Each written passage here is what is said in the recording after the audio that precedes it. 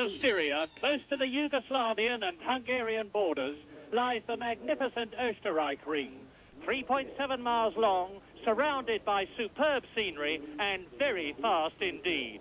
And as ever, a vast crowd of sun-baked, camping, beer-festing enthusiasts is here to see the Austrian Grand Prix. Now, today's race could transform the World Championship table, for after his win in Germany, Nelson Piquet is only 8 points behind Carlos Reutemann, while Jacques Lafitte, the reigning champion Alan Jones, Gilles Villeneuve, John Watson and Alain Prost are all still in the running. But it's no surprise that for the third successive year, René Arnoux exploited his turbocharged Renault's power advantage at the ring's 2,000-foot altitude to win pole position on the starting grid, with his teammate Prost second, another turbo, Villeneuve's Ferrari, third, and then Lafitte's Talbot, the two Williams of Reutemann and Jones. Man hat die Kilometer und die Meilen, ich glaube, ein bisschen anders umgerechnet. Man ist draufgekommen, dass die bisherige Grand Prix-Distanz um 690 Meter zu lang war. Darum heute 53 Runden, a 5,9424 Kilometer, Gesamtdistanz 314,951 Kilometer. Und im Bild haben Sie den Trainingsschnellsten, den kleinen Franzosen René Arnoux mit dem Renault Turbo. René Arnoux hat in Österreich zum dritten Mal hintereinander bereits Trainingsbestzeit aufgestellt mit 1,32,01, allerdings um 2,26 langsamer als seine Bestzeit 1980. Es ist heute sehr heiß in Zeltweg, weit über 30 Grad Hitze, also keineswegs ideales Turbowetter. Allerdings ist jetzt ziemlich bewölkt und es könnte sein, dass es im Lauf der 1,5 Stunden, die der Grand Prix dauern wird, noch ein bisschen abkühlen wird. Die Reifen werden natürlich bei solch heißen Temperaturen eine mitentscheidende Rolle spielen. Alain Prost, der Sieger von Dijon im französischen Grand Prix, ist gemeinsam mit Arnoux in der ersten Reihe. Zum vierten Mal also in dieser Saison bereits ein Trainingsdoppelsieg für Renault und zum dritten Mal Trainingsbestzeit für den kleinen Franzosen René Arnoux, der auf dem Österreich-Ring immer großartige Rennen gefahren hat, meistens durch Reifenschäden an die Box gezwungen wurde, aber immer wieder großartige Aufholjagden gefahren hat und bis jetzt 9., 6. und 9. in diesem Rennen war. Alain Prost war voriges Jahr 7. Der beste Nicht-Renault-Fahrer ist Gilles Villeneuve mit dem Ferrari Nummer 27. Villeneuve war auf dem Österreich-Ring schon einmal Dritter, einmal Zweiter und einmal Achter. Der Turbo musste allerdings heute ausgewechselt werden nach dem Aufwärmtraining. Und Villeneuve hatte auch gestern eine Schrecksekunde im Abschlusstraining, als plötzlich ein Reh unmittelbar vor ihm die Fahrbahn überquerte. Daraufhin musste das Training auf etwa eine halbe Stunde unterbrochen werden. Villeneuve also drittschnellste im Training, fährt heute seinen 58. Grand Prix. Und das, glaube ich, ist ein Geheimtipp für heute, der Franzose Jacques Lafitte mit dem 12-Zylinder Ligier Talbot Matra. Er ist der beste Nicht-Turbofahrer, hat auf dem Österreich-Ring immer hervorragende Ergebnisse erzielt, 2., 5., 3. und 4. und er ist zuletzt auf dem Hockenheimring schon auf den 3. Platz der Weltmeisterschaftswertung vorgestoßen. Lafitte hat im Training Schwierigkeiten gehabt mit der Hydraulik. Die Chassis-Hydraulik ist mehrmals geklemmt und zwar in der Obenposition. Und wenn Sie ins Cockpit schauen, so sehen Sie rechtsseitig einen Knopf, mit dem der Fahrer verstellen kann, die Chassis-Hydraulik, also entweder Boden-Parterrelage oder die geforderten 6 cm Bodenfreiheit. Falls Sie am Montag im Sport am Montag zugeschaut haben, haben Sie gesehen, wie idiotisch eigentlich diese Regel ist. Ja, ich finde das total deppert, weil es ist erstens viel gefährlicher, jetzt die Autos zu fahren, wie sie früher waren. Die Fahrer schalten das Auto hinunter, dann fahren sie ihre schnellen Runden, wenn sie in die Box fahren und über diesen Eisenstange drüber fahren müssen, pumpen sie ihr Auto hydraulisch oder pressluftartig hinauf, fahren über diese Kontrolle und kaum fahren sie drüber, lassen das Auto wieder hinunter. Die Autos haben keine Bodenfreiheit mehr beim Rennen. Das heißt, die Fahrer werden irrsinnig beansprucht und die Federwege sind nicht mehr da. Und die Radaufhängungen sind heute, sagt Gordon Murray, 50 Mal mehr belastet wie früher und die Autos können viel leichter brechen. Ich finde das eine totale Idiotie, dass das so gemacht wird und das Reglement gehört in der Richtung sofort geändert. Im Grunde genommen sind die Formel-1-Wagen Go-Karts geworden, so knapp fahren die Fahrer über den Boden und so hart sind die Fahrzeuge gefedert.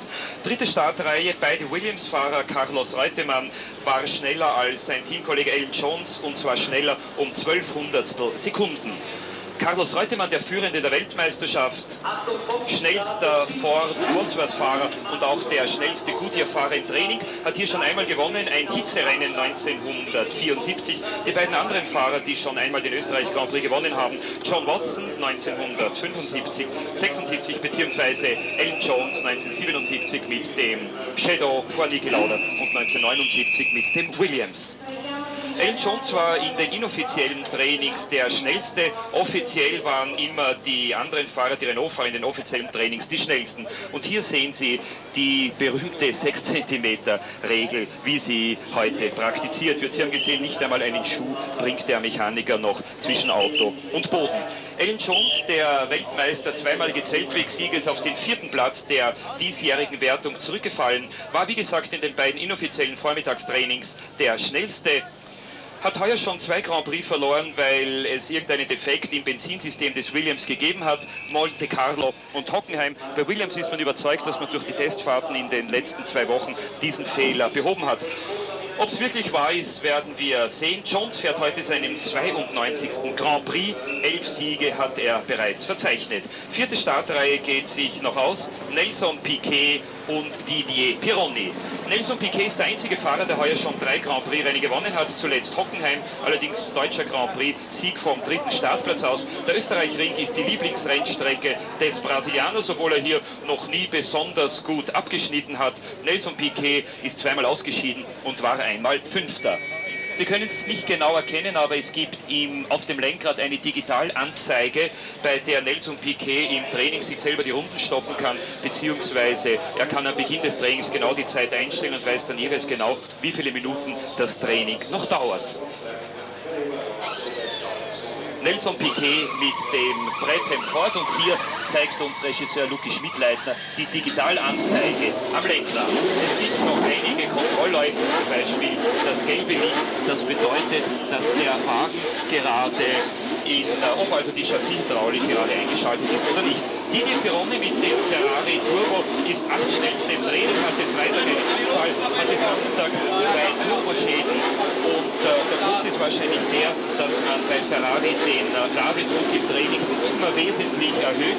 Dadurch halten die Motoren oft nur 2 oder 3 Runden und im Training baut man im Rennen baut man nach dem Training andere Motoren ein und reduziert den Ladedruck dementsprechend. Nummer 32 Jean-Pierre Jarier mit dem Osella, er war schon zweimal Achter mit diesem Auto. 14. Startplatz ist die bis jetzt beste Leistung für diesen Fahrer und diesen Wagen in einem Training. Jean-Pierre Jarier hat heute seinen 100. Grand Prix und ist der einzige von den Rennfahrern, die schon 100 Grand Prix gefahren haben und noch keinen gewonnen haben. Aufwärmrunde, es geht bergauf zum heller Licht-S. Diese Schikane wird genommen im 2. Gang mit 140 Kilometer. Where they built the chicane to slow the cars down. They used to go through there at about 180 at full chaff, and it was pretty dangerous if anybody came off there. That's a straight, that's not a bend that they're going around now. It's a very, very fast circuit. They'd be getting up to full speed in top gear along the straight. There they go, and they come down to all the corners here are fast. There isn't really a slow corner circuit. This particular corner would be taken in 4th gear if you've got a 5-speed box, or 5th if you've got a 6-speed box, and it'd be doing something like 140, 150 miles an hour through there. This is the fastest part of the circuit. Now they come down the hill away from that right-hand corner into the Bosch curve, which again, very fast, long, 180-degree corner, taken at well over 130 miles an hour. Bit of camber there, get terrific load for the drivers at the bottom of this corner. They get bumped around in the car a lot, and the big G-forces, which of course makes it very hard work to drive. Then they go away down that short straight. As you see, there's a little hump that they disappear over as they go down. You can see them turning left there. As they go down that left hand, the road falls away quite sharply. The car goes very light. And then they bottom out there. Another left-hander coming. Again, all fast corners. This will be taken 2 gears away from the top, 3rd or 4th, depending on your box. Again. And then they come out of the left-hand side of the road a bit because they go right over this little brow here. Again, the car goes very light over the brow, makes it very important for them to set up right into that corner in order to take it flat out. They should take it without lifting off at all, but you've got to have it set up right to start off with. They're weaving about to warm the tyres up a bit. Down the hill, and then they've come up over a brow, which we didn't see, and then down into the final corner, which is, again, another 180-degree corner, another right-hander taken in 3rd or 4th gear, probably at about 120 miles an hour, something like that. And now the lead car, the pole car, will be slowing up. They come round the corner. Yes, there they come in the distance. Letting the field bunch up so that he doesn't have to sit for too long. Revving his engine up with the car in gear so that it doesn't burn his clutch or boil his water, because of a hot day like this he'll be struggling a bit.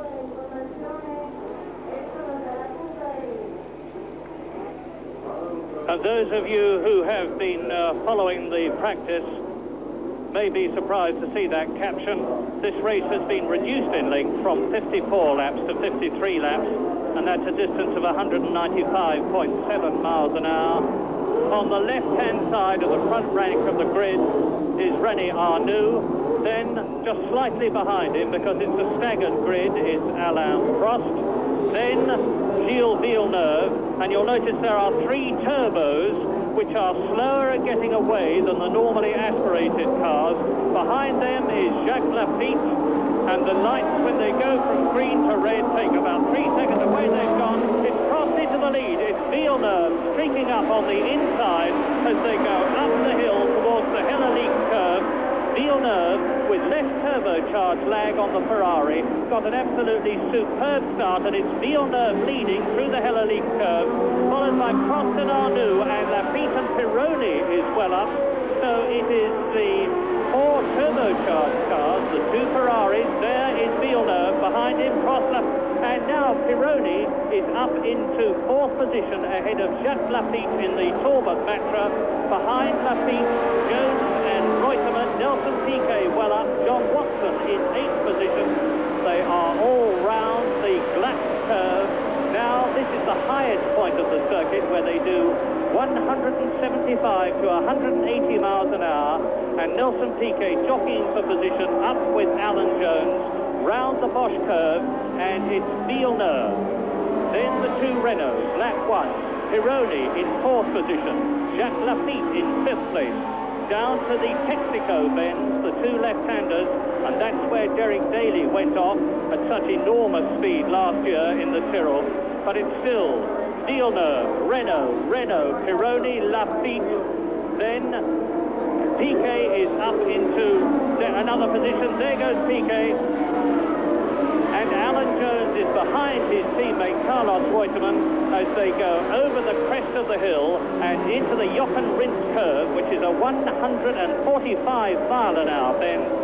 From 4th gear up into 5th gear, past the start and finish point, and it's Villeneuve, it's Prost, Arnoux, Pironi, Lafitte, Reutemann, Piquet and Jones. 1 lap completed, 52 to go, and through into the lead, and off goes Villeneuve. He's all right, he's just overcooked it, he's not too quick, as has Carlos Reutemann, and they've left a gap in the cars there to allow them to wiggle-woggle, do a sort of test, as it were. And so now the 2 Renaults are in the lead, and we can expect to see a storming drive from Villeneuve in the Ferrari, who will be out to get those places back. And in the Ferrari, which doesn't handle as well as the Ford Cosworth powered cars, he's going to have all his time cut out. Yes, I think that might be a bit of an expensive mistake for Villeneuve there. It was caused because he was fighting to protect his place in the lead then, but he was really beaten. You think he should have braked a little bit earlier and let it go, because he's going to have an awful struggle to make that back up now. He made a fabulous start. He'd qualified the car well. I don't think the car's race form will be good enough to make places up, having dropped them like that. So that's a shame, but it'll be a big sigh of relief for the Cosworth-powered drivers behind him, because it's the old story of the mobile chicane again, as Alan Jones referred to the Ferrari, and that presents a big problem, as we've seen several times this year, for overtaking with the cars with less power. Well, now with turbos 1st, 2nd and 3rd, with Prost leading Arnoux and Pironi in the Ferrari 3rd. Look at that, because Jacques Lafitte in the Talbot Matra in 4th position has got Didier Pironi in front of him, and meantime the 2 turbocharged Renaults are breaking away. Pironi has got a build-up behind him, because there is Lafitte in 4th place, Piquet in 5th position. Then there is Villeneuve back in the running. Now Villeneuve has come right up through the field. He has passed Reutemann and Jones. and he's starting to close up on Nelson Piquet that we're looking at now. So there are the third, fourth and fifth men, Pironi, Lafitte and Piquet in seventh position, Villeneuve, and Villeneuve running wide, Reutemann behind Alan Jones, over the crest of the hill again, and all the time the two turbocharged Renaults are making the most of the advantage that they've got, with Pironi holding up Jacques Lafitte, with Piquet closing up on Lafitte, and there is Villeneuve, number 27, as the leaders will be coming through any moment to complete the third lap in 53. They're round the Texaco bends. There is Villeneuve, and he really is going. He's clawed his way past 2 or 3 competitors since he went off at the Hellelic curve.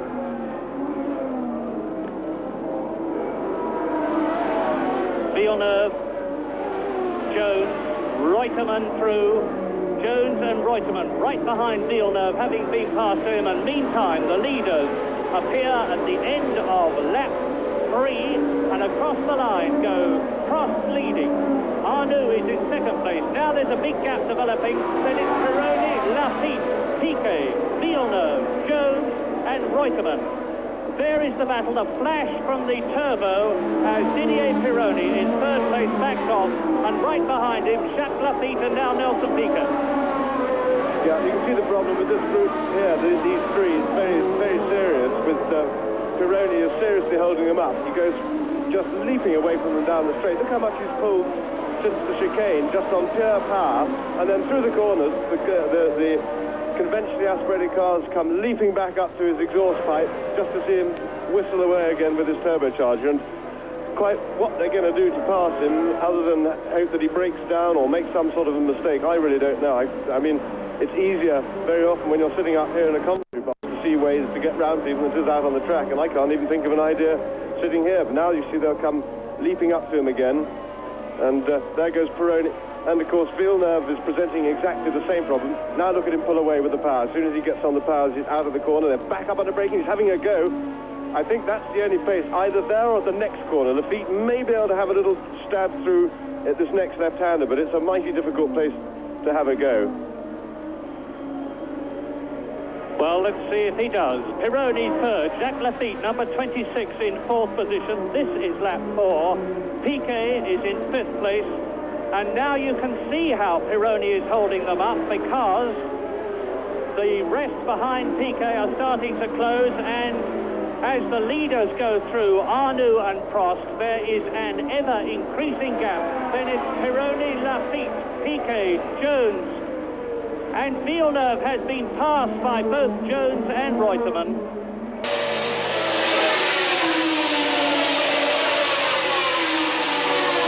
Man sieht aber genau, wie Pironi eigentlich diese 3-4 Fahrer echt aufhält, weil er in den Kurven echt langsam ist.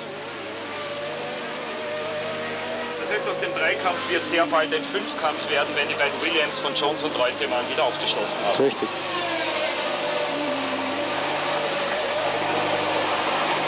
Große Frage im heutigen Grand Prix von Österreich ist natürlich, die halten die Renault Turbos und wie lange halten sie? Also meine Meinung ist, wenn die Lafitte hat jetzt gedeutet, ich weiß nicht, was er meint, vielleicht will er Piquet vorlassen, ich glaube, er hat ihn vorgelassen. Jetzt ist soweit, ja? Nein, wieder nicht. Ich weiß nicht, was er da herumdeutet. Lafitte hat immer sehr viel gedeutet, vielleicht beschwert er sich, dass ihn der Pironi in der Kurve aufhält, aber der wird sich sicher nicht in Luft auflösen.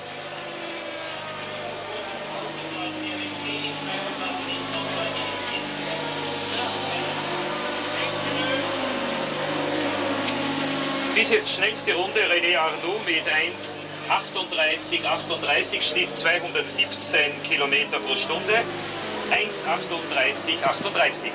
Man hat jetzt wirklich genau gesehen, wie diese Autos herumhupfen auf dieser Strecke, was eine irrsinnige Belastung ist. Lafitte probiert es jetzt innen wieder. Sie werden sehen, er ist in der Kurve wieder schneller, wird innen versuchen vorzufahren, und wenn es dann ums Beschleunigen geht, fährt der Ferrari wieder weg.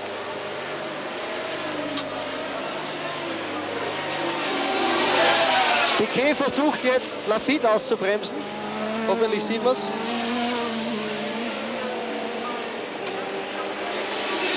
Und Piquet hat Lafitte überholt.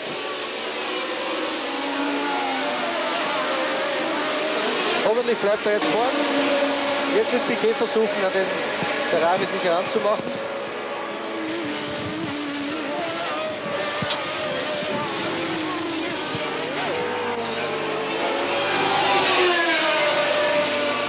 Und jetzt will man sehen, was Lafitte mit Pironi macht. Wir sehen, er ist wesentlich schneller. Er muss natürlich die Angriffe von Lafitte jetzt auch abwehren. Es kann aber sein, dass ihn jetzt ein paar Runden in Ruhe lässt, um zu sehen, wie schnell er wirklich fährt.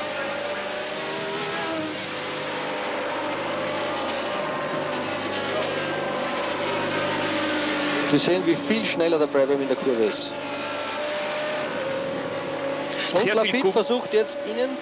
Wichtig ist, dass Piquet jetzt links bleibt, um nicht Lafitte innen die Linie freizugeben in die nächste Kurve.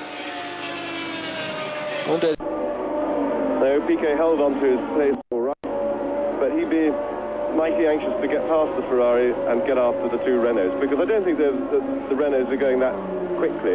And on the practice form this morning in the warm-up, I think that Piquet should be able to certainly hold his ground with them if he can only deal with the red problem in front of him.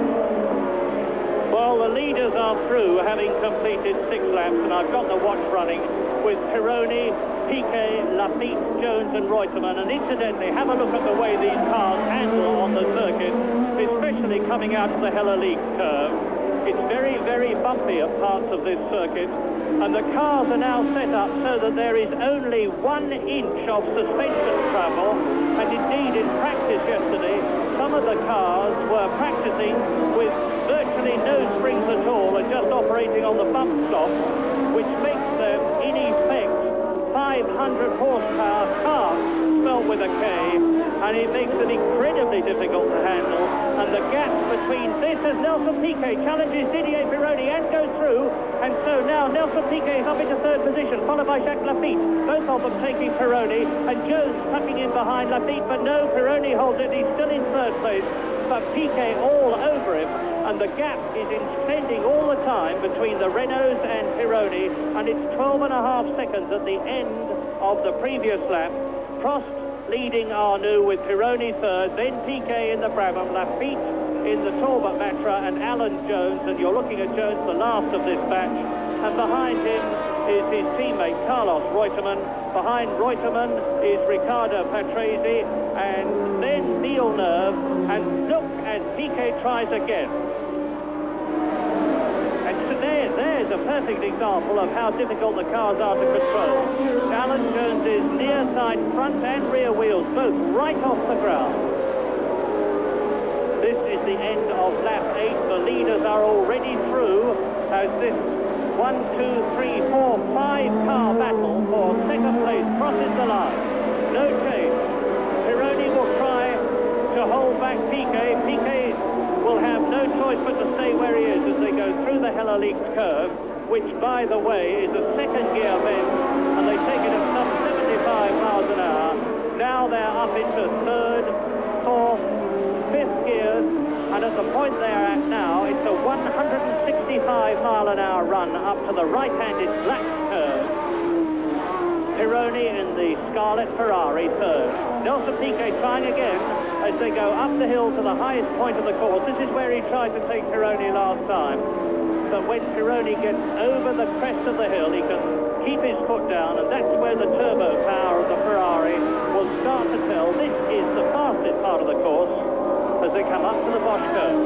175 miles an hour, 145 round here. And now Lafitte is going to try. But Pironi using the power, and Lafitte is through, up into 3rd position again. Jacques Lafitte at the Texaco Benz on lap 8 out of 53 retakes 3rd position from Nelson Piquet as the leaders go through and complete their 8th lap. The 2 Renaults have got an enormous lead now. Last year it was a similar situation with Jean-Pierre leading his teammate René Arnoux. Arnoux had to come in for tyres 4 times.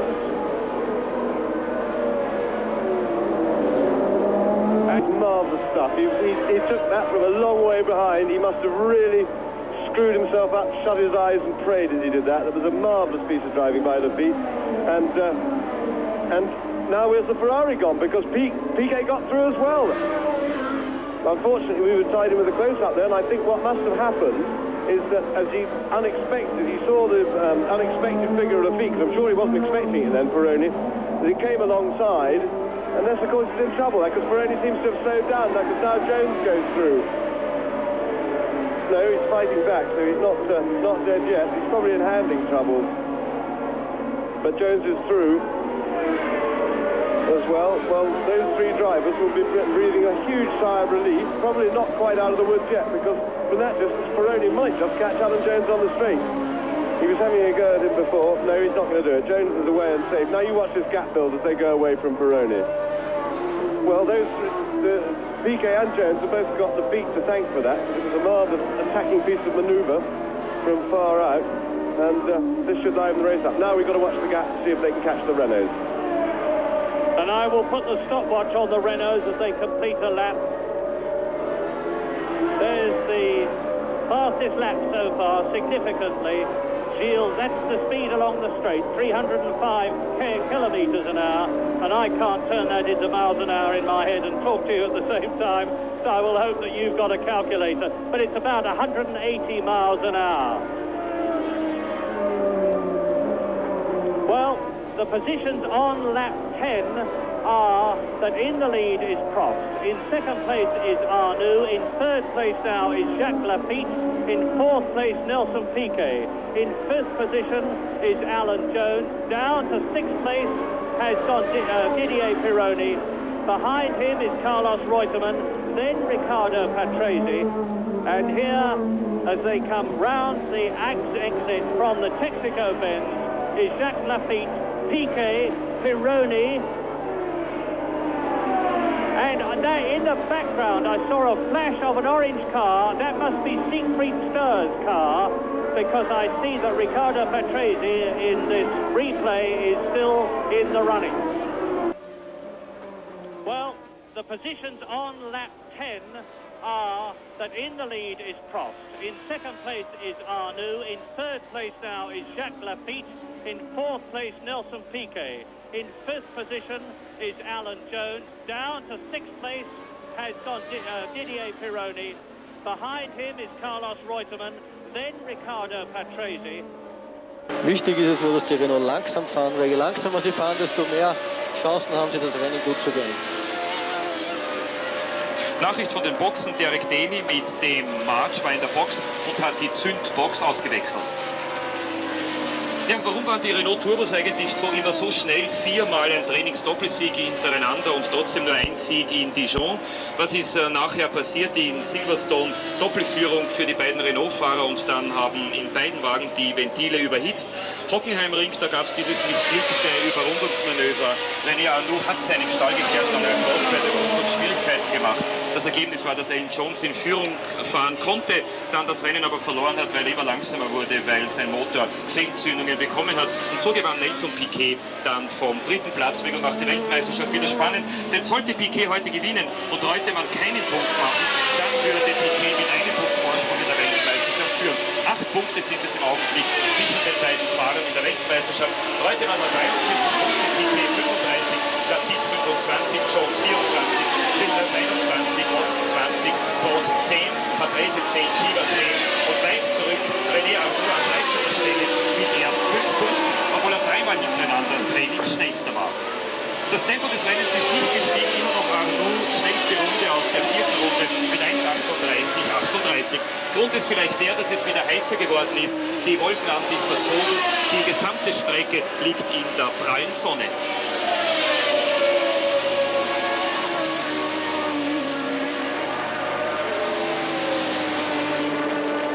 Ja, Piquet wird jetzt sicher versuchen, an Lafitte zu bleiben und wenn möglich fortzufahren, damit er einen sicheren Vorsprungssieg auf Jones und Reutemann herausfährt, was für Piquet jetzt irrsinnig wichtig wäre. Die Ferrari-Fahrer, die also am Beginn des Rennens unter den ersten 4 waren, sind weit zurückgefallen. Pironi ist... And we look at Jacques Lafitte, who is third, looking across the circuit at the Texaco curve, and that's Villeneuve. Gilles Villeneuve in a shattered Ferrari. We didn't see what happened, but it happened at the Bosch curve because those distinctive white marks, the white painting and the lettering indicate that it's the Bosch curve. So Gilles Villeneuve on lap 13 out of 53 is very much out of the race with a shattered Ferrari, and we've seen a lot of Villeneuve shattered Ferraris because Gilles, in this car, which handles very, very badly indeed, just never gives up.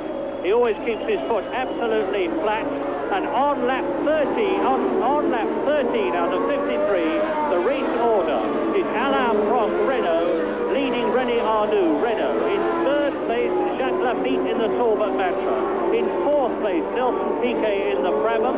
In fifth place, Alan Jones, and completing the World Championship point standings at the moment is sixth place, Carlos Reutemann, and there's still 40 laps to go.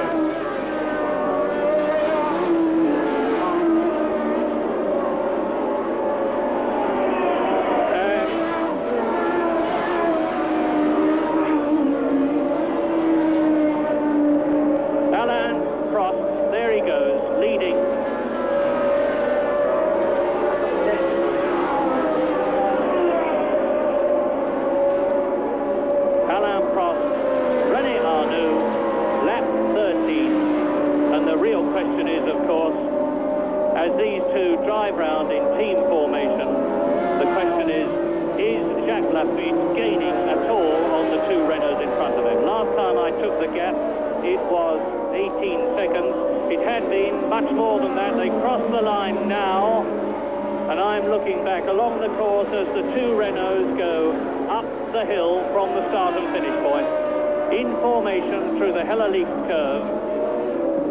French cars, French drivers, French engines, and the gap is 16.5 seconds. So, yes, Arnoux in second place and Prost in third position are losing out to Jacques Lafitte, but by very, very little. The two Frenchmen in the Renaults have got a very, very comfortable cushion as we look back along the course to find the battle for third position. Here it is, Jacques Lafitte, Talbot Matra, into the Glatz curve. Alan Jones in fourth place behind him. Alan Jones, who won at Long Beach, second in Brazil, and is only in fourth place in the World Championship, the reigning World Champion. Piquet there.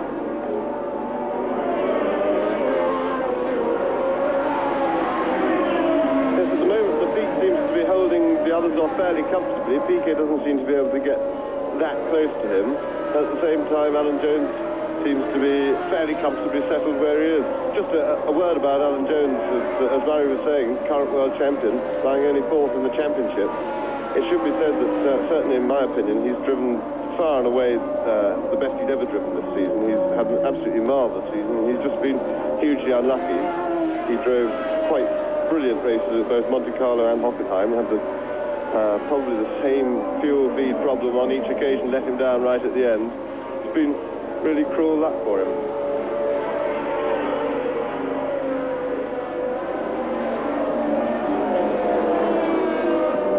Lap 14, and as we look at Nelson Piquet, who is in fourth position, the gap is just under 16 seconds between the two leaders, the Renaults, and Jacques Lafitte and Nelson Piquet, who is in fourth place. And in fifth place, it's the man from Glenburn, Victoria in Australia, Alan Jones, followed by Carlos Reutemann. Then in seventh position is Didier Pironi, who, unlike his teammate Gilles Villeneuve, who went off in such a big way on lap 13, is still in the running. Then in eighth position is Nigel Mansell. In ninth place, Riccardo Patrese. In 10th position, John Watson. And behind John Watson in 10th place, Elio De Angelis in 11th place.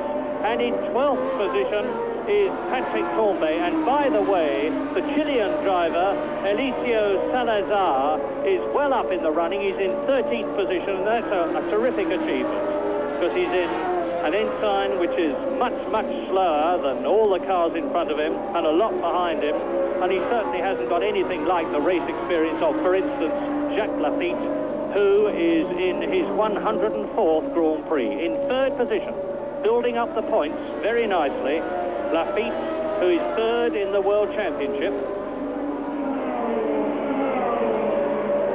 Lafitte, he was in sixth position in Brazil. He finished second in Belgium, He finished third in Monaco, second again in Spain, and 2 more third places in Britain and Germany has put him well up in the World Championship, indeed in third place. Behind that man, number 2, Carlos Reutemann, and there is Pironi being chased by Nigel Mansell and Riccardo Patrese. And Pironi at the present moment is in 7th position.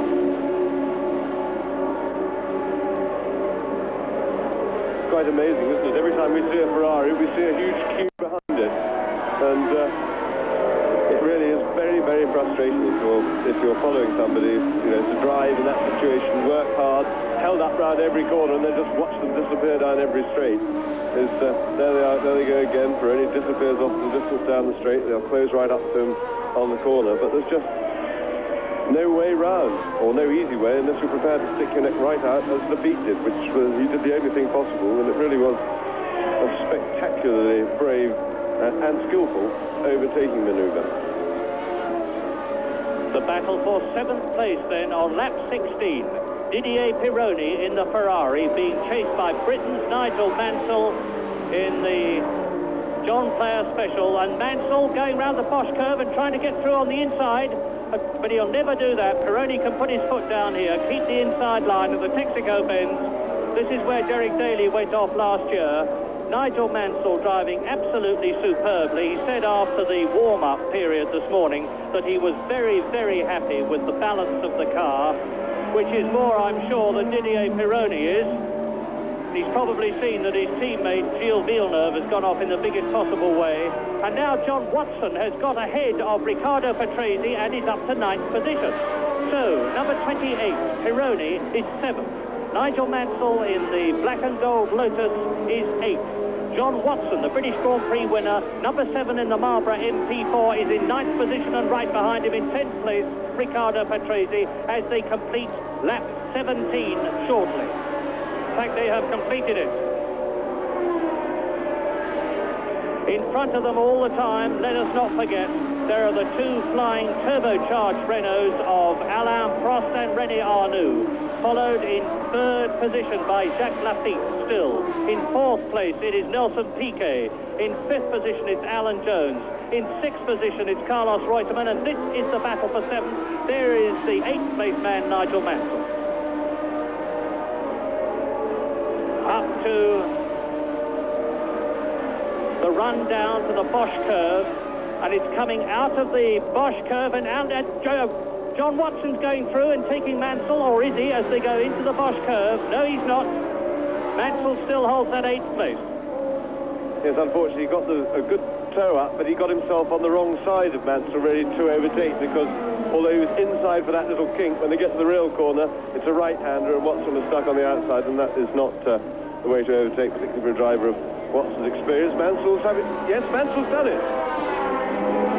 Same place as the Beat. That's where Pironi's weakness is, because it's followed by another corner. And let's just see if Watson can follow through. No, he hasn't. And in fact, Watson is now under pressure from Patrese. And I hope our Austrian producer is keeping a very careful eye on this race, because up front, ahead of this terrific scrap, as Mansell pulls away from Pironi, Watson and Patrese, the gap between the 2 turbocharged Renaults of Alain Prost in the lead on lap 18 and René Arnoux and Jacques Lafitte is down to under 11 seconds. Kohlefaser-Glasfibermischung hergestellt worden ist, also aus dem gleichen Material, aus dem Weltraumraketen gefertigt werden, ohne Metall. Ein Wunderauto, dieser MP4, und es hat ja große Diskussionen gegeben, weil Niki Lauda im April in England war, in der McLaren-Werkstatt, um dieses Auto zu sehen. Ich habe heute mit Gordon Murray gesprochen, dem Konstrukteur, der den Brabham erzeugt. Und der sagt auch, dass dieser McLaren sicher von seiner Technik und seiner einfachen Art, wie er gebaut wurde, ein Spitzenauto ist. Da haben wir den Boxenstopp von Patrick Tambay. Franzose ist im Training nicht sehr erfolgreich gewesen, 17. nur, hat große Schwierigkeiten gehabt, ist heute früh liegen geblieben während des Aufwärmtrainings wegen Zündungsschadens, ist in Österreich schon 3-mal gefahren und 3-mal ausgeschieden, fährt heute seinen 45. Grand Prix. Und Patrick Tambay hat ja auch, seit er ins Ligier-Team übergetreten ist, nachdem er zuvor den Theodore gefahren hat, noch keinen Grand Prix beendet. Halbachsenbruch, Kupplungsschaden und dann noch einmal defekt. Aber jetzt wird der Rückstand vom Lafitte auf die führenden Renault Turbos, wie angekündigt, immer kleiner. 11,96 nur noch zwischen dem führenden Prost und dem an dritter Stelle liegenden Lafitte. Arnoux hat einen Rückstand von 7 Zehntel auf Prost, also Prost führt nach 19 Runden, dann zweiter Arnoux minus 0,75, dritter Lafitte minus 11,9, vierter Piquet minus 13,2, fünfter Jones minus 17,3 und zurückgefallen sechster Reutemann minus 21,7, siebenter Menzel, weitere 20 Sekunden zurück, 41 Sekunden hinter dem führenden Prost und dahinter Pironi, Patrese, der Watson überholt hat, De Angelis, Salazar, Giacomelli, Alboreto, De Cesaris, Borgut, Jarier und Stor. 19. Andretti, Rückstand eine Runde und dann Tambay, Rebacke und Daly. Ich bin der Überzeugung, dass die Renaults jetzt wirklich langsam fahren. Man sieht das auch, dass Arnoux nicht aufgeschlossen auf Prost fährt und der Rückstand, den Lafitte jetzt scheint gut zu machen, nur deswegen ist, weil sie ein paar Runden langsamer gefahren sind. Ich glaube, dass sie das Tempo voll kontrollieren können und wenn es sein muss, den Vorsprung wieder erhöhen. Aber 10 Sekunden ist ein guter Vorsprung.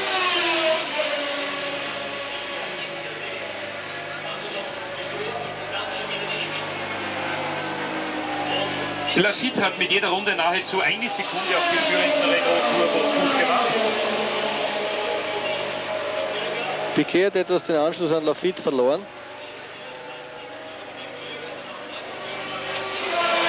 Das war der Kampf Giacomelli, Alboreto und De Cesaris um die Plätze 13, 14 und 15.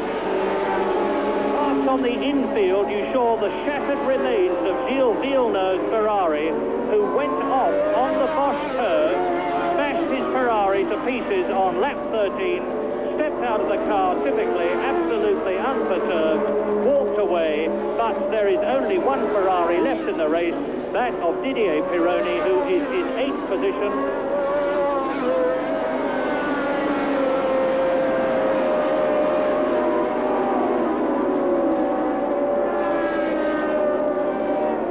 You can see that there's less than a second between them because Prost is just driving round, not challenging his teammate Arnoux at all, and the same applies between René Arnoux, who is in second place, and Alain Prost, the race leader. But all the time, Jacques Lafitte, who is driving superbly on what is probably the best handling car on the circuit, is whittling away at the lead of the two Renaults. There, number 28, Didier Pironi, with behind him John Watson, Riccardo Patrese, up to the Jochen Rindt curve, and Elio De Angelis. And Pironi, number 28, is in 8th position. So, Pironi 8th, Watson behind him in 9th place.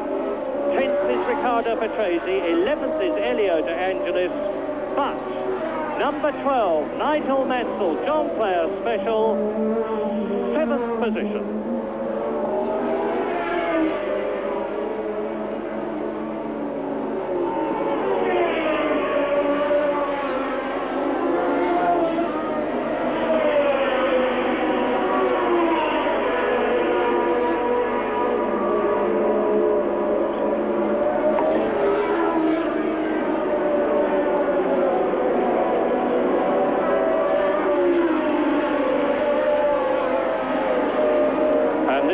Completion, or will be soon, of lap 21. Across the line goes Pironi, number 28 in that 8th position. And he pulls away on sheer power as they go up to the Hellelic curve.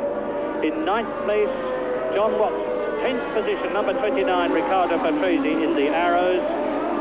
And in 11th position, Elio De Angelis. Those four absolutely together.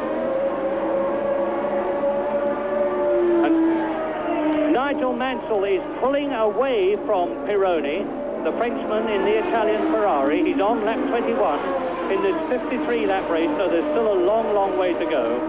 And the point of vital interest at the front is Jacques Lafitte continuing to whittle down the lead of Alain Prost and René Arnoux, who've now got about 6 car lengths between them as they go through and complete lap 21. Out of the Riochen-Ring curve comes Jacques Lafitte, and down comes the gap again. The gap is down to 9.4 seconds on lap 22 out of 53. So Jacques Lafitte is inexorably gaining, and John Watson is inexorably trying to get past Didier Pironi in 8th position. I'm surprised that what he hasn't learned from Mansell's manoeuvre and isn't trying to emulate that. Because Patrese having a little stab at Watson there. Because those 2 left-hand curves are definitely the place. That's the weakness. That's where everybody who's managed to get past Pironi so far has done it. All started by Lafitte. But Watson, I would have thought, has been just about close enough to have a stab. But maybe he feels he's not quite close enough. Maybe his car's not turning into the corner easily enough to do it, because it does depend, of course, on how your car's handled. But there's no doubt that if Watson can get past Pironi, if and when, he will go a lot quicker, and I would expect him to be able to catch Mansell, unless, of course, Pironi gives Mansell too big a start.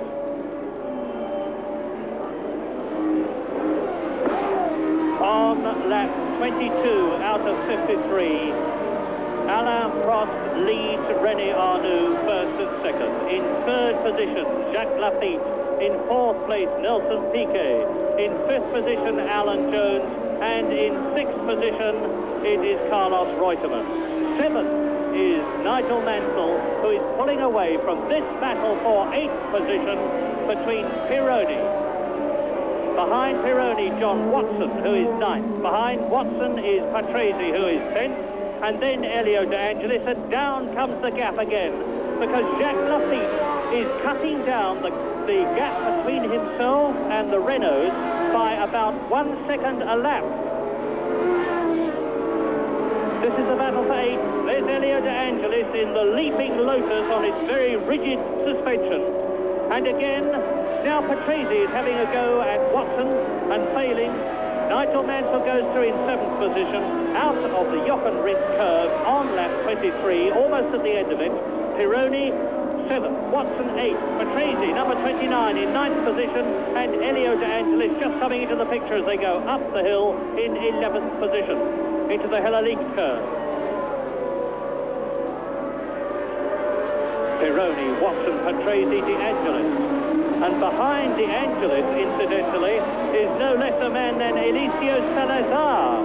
Salazar, the Chilean in the ensign, is in an incredible 12th position. He finished quite well down in practicing because he was on suitable tyres, and he said before the race began that being on harder tyres in the race, as would everybody else be, he was expecting to be much better up, and sounded very confident, and indeed he had every reason to be. Pironi, Watson, Patrese, De Angelis.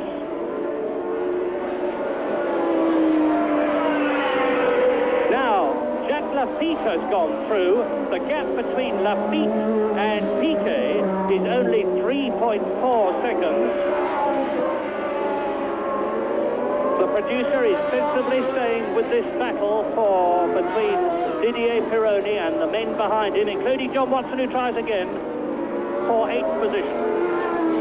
It must be very frustrating for John Watson, because after a rather poor practice effort, when the McLaren weren't able to get their car absolutely right, they weren't totally happy with it, they switched to a different tyre this morning, and the car went really very well indeed in the warm-up, and so Watson must have been hoping for greater things. Patrese, of course, is battling away, and this could be a problem for John Watson. It makes it more difficult, of course, for him to pass Pironi, because he's got to watch his back, because Patrese is climbing all over his exhaust pipe, looking for the slightest slip, and of course in every situation you speculate to accumulate, and any sort of overtaking manoeuvre, if it doesn't come off, of course, is allowed to slow one down, and Watson can't afford to have Patrese nip by him and put him in the driving seat. So as far as attacking Pironi is concerned, it's essential to Watson that he keeps that place there, so if anybody's going to get past, it's him, and he's the first one.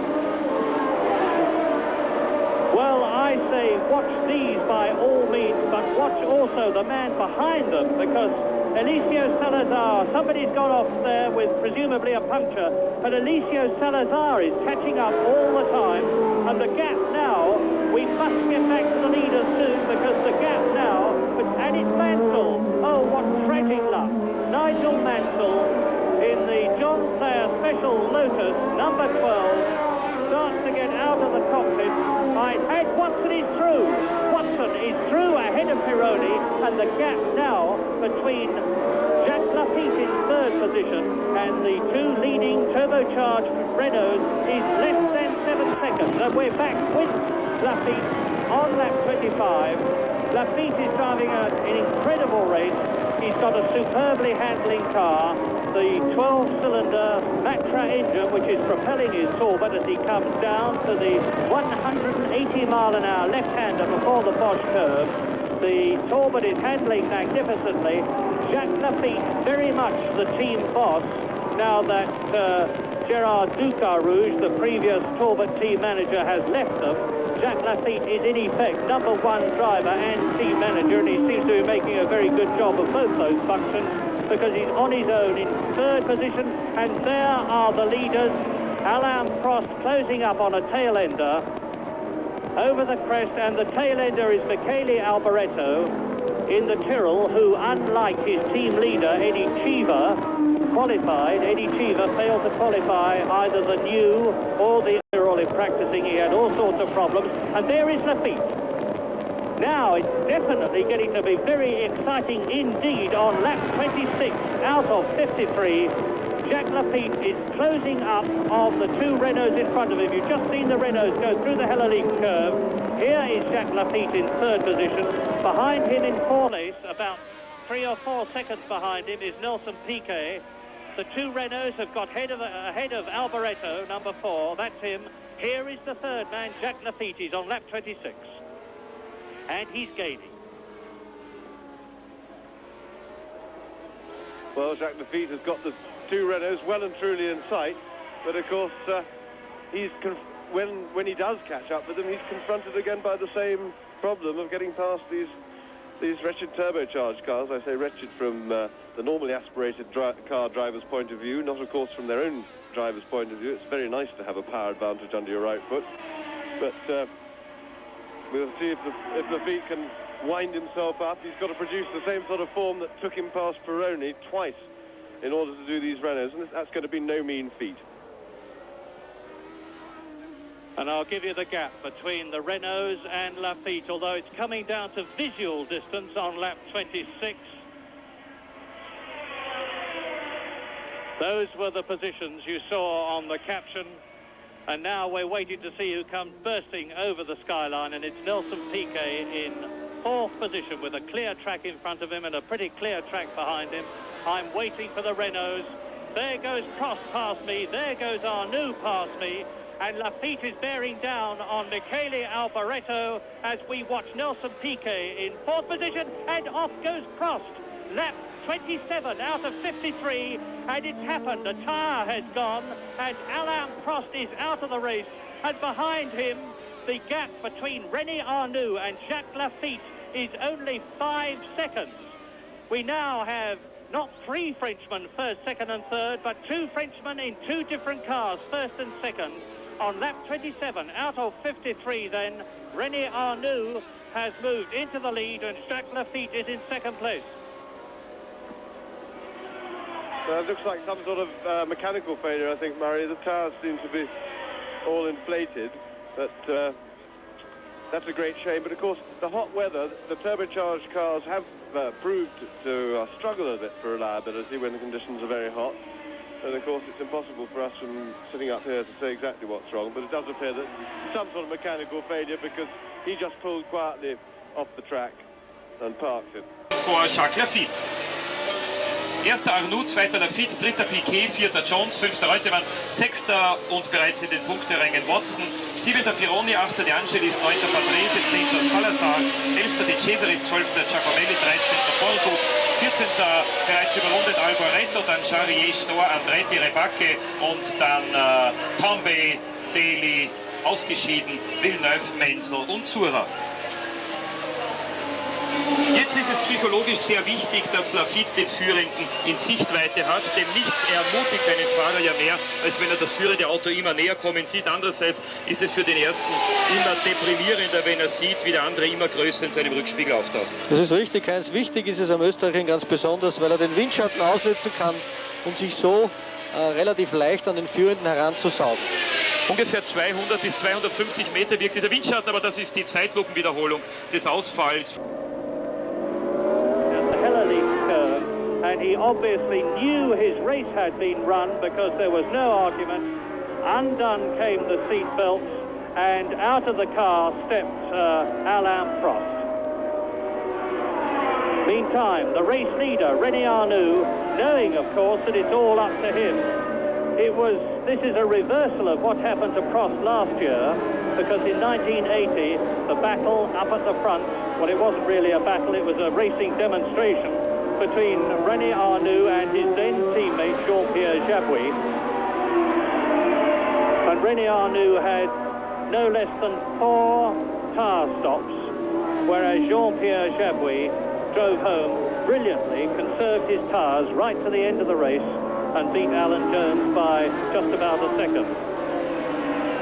Nigel Mansell walking in, understandably looking very hot, but surprisingly looking comparatively cheerful, as in the background goes Patrick Tambay chasing Mario Andretti well down the field.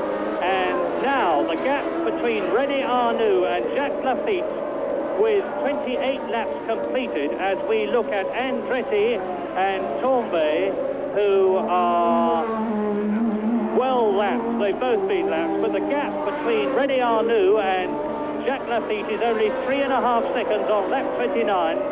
So it is René Arnoux, Renault, leading Jacques Lafitte in the Tour. But in third position is Nelson Piquet, making no difference between the gap between himself and Jacques Lafitte. Then in fourth position, it's Alan Jones, the world champion. Fifth is Carlos Reutemann. And there is the gap between Arnoux and Lafitte, 3.74 seconds. Is Jacques Lafitte here going into the Bosch curve? Frenchman in French Renault leads Frenchman in French Talbot in second position. John Watson has been lapped. Out of the pits goes Patrick Tambay. No, John Watson has not been lapped, my apologies.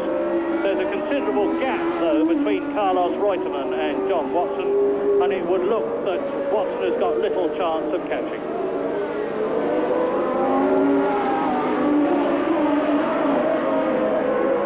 Now,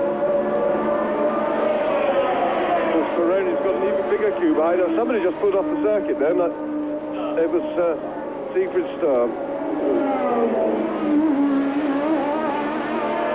Doing his own mechanical work by the look of things, diving under the cars and then an extinguisher there to deal with any action. It all looks a bit smoky. It's very nasty. It does appear to be steam. I don't think that was smoke, or not as far as I could see.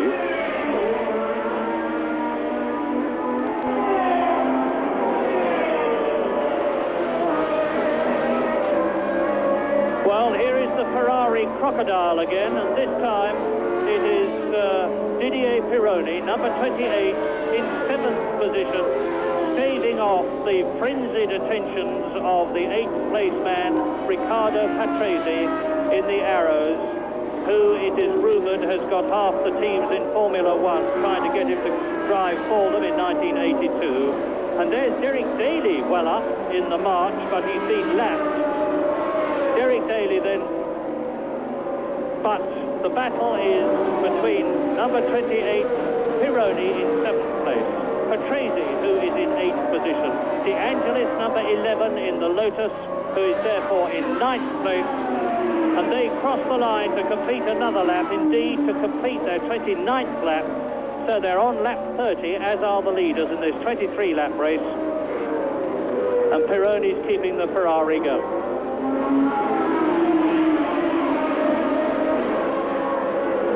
Siegfried Sturr, 53 laps to this race, which was originally to be 54 laps, was mysteriously shortened. I suspect because if it had run 54 laps, it would have been slightly over the mandatory 2-hour period, which is the maximum that any Formula One Grand Prix is allowed to last. And De Angelis is challenging Ricardo Patrese, and Eliseo Salazar is trying to pass Derek Daly, who will have nothing of it. But Salazar, number 14, is now in 10th position, and he's right up with Elio De Angelis, Ricardo Patrese and Didier Pironi. Now, can he get past Derek Daly? Not if the Irish has got anything to do with it, he can't. Let's see. Down to the Texaco bend. There's Patrese in the Ragno Arrows in 8th position. Ahead of him, Pironi. Behind him, De Angelis. There's Daly, who has been lapped.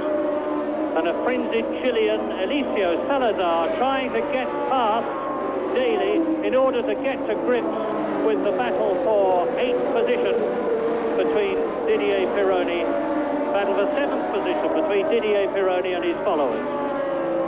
And up at the front as they cross the line, now is Salazar going to be able to close up on Daly. And Daly won't realise, of course, that he has been lapped. Yes, of course he will. Yes, of course he will. And the race order on lap 31, as we look at Hector Ribac, who is well down the running, who has been into the pits and has been lapped several times. The race order is René Arnoux, now leading with the defection of his teammate. There is Arnoux, and there is Lafitte. That's how close it is. It's certainly less than the 3.5 seconds that it was when we last checked. So Arnoux leading Lafitte. In 3rd position, Piquet. In 4th position, Jones. In 5th position, Reutemann. In 6th position, Watson. And then the battle for 7th place, which currently is held by Didier Pironi, with behind him Patrese, Elio De Angelis and Eliseo Salazar. There's Arnoux. Now, Lafitte has got to get past Slim Borgud, the Swedish driver in the ATS, the transformed ATS, thanks to the attentions of team manager Alistair Caldwell. And Lafitte nearly lost it there. His front slipped away, but he recovered it masterfully. He's really, I would say, on 10/10, or maybe even 10.5. Yes, he's certainly driving very aggressively and really having a go at the feet, but he just got a little bit wide. The trouble with that corner, particularly as the race progresses, you get a lot of rubber dust off the tyres and general dirt, all gets swept off the line. The line is clean, not stripped. You get a little bit offline and it gets mighty slippery out there. And the feet just went a little bit wide, you know. One wants to try and go as wide as possible into that corner to attack it. But if you just step out of what we call the groove, then, of course, you can be in a lot of trouble because it's got nothing like as much grip out there. Anyway, no harm done. The feet is back on full song and attacking hard. He's got the back markers to deal with before he can attack the Renault, or has he? No, I think he's clear of back markers and he's right up behind. He's going to be, in fact, he's going to be with Arnoux within the next lap or so, and he can start working out his problem of how to deal with him. Okay. Arnoux ist an Rebake vorbei.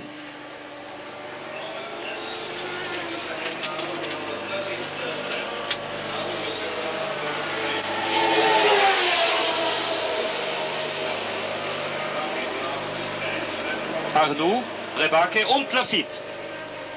Hoffentlich sieht Rebake Lafitte.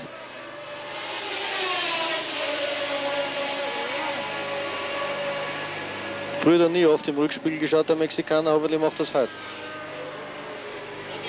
Ich kann mich erinnern, hat hier einmal, ich glaube vor 3 Jahren, den Grand Prix von Österreich entschieden. Hat Jody Scheckter damals von der Piste aufgedrängt. Richtig.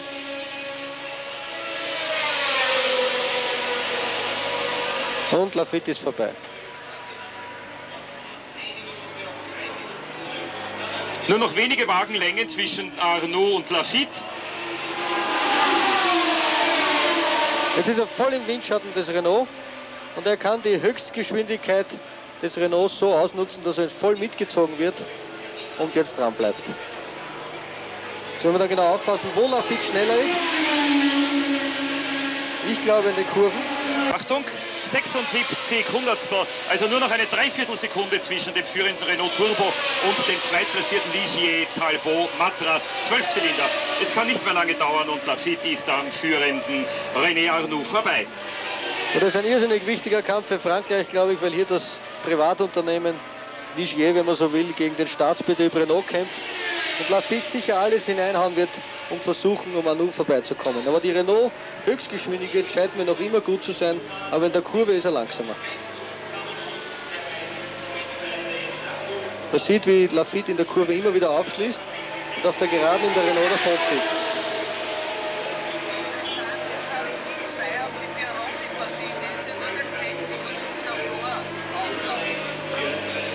Interessant wird es natürlich sein, wenn diese beiden Fahrer, Arnoux und Lafitte, auf die Gruppe mit Pironi, De Angelis, Patrese und Salazar auflaufen werden. Denn diese Vierergruppe liegt auf der Straße ja nur noch 10 Sekunden vor dem führenden Arnoux, tatsächlich aber nahezu eine Runde zurück.